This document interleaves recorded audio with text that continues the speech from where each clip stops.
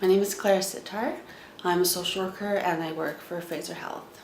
My journey with mental illness began when I went away to university. I went to Montreal to go to McGill.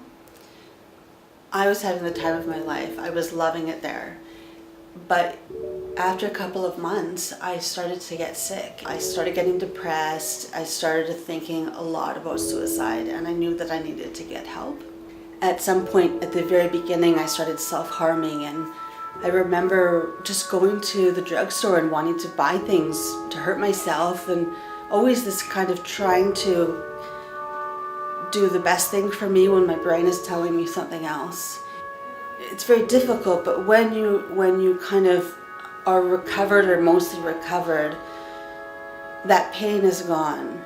But you also have to develop insight so you know when you're not well, or you're keeping track of yourself, so that if things start to go downhill, you start to be aware. Or maybe you rely on family and friends to give you a little pointer if you're missing that. One of the things I really like that I have done still recently was doing presentations. I find that I have a lot of passion about sharing my story because I think it can make a difference for people. And I'm a mom. I have 2 little twin boys.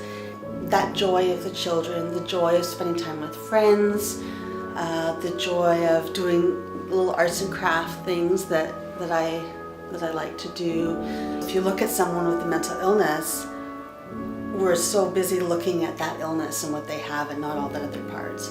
So I would like people just to see me for who I am. I'd kind of like it if I didn't have to hide.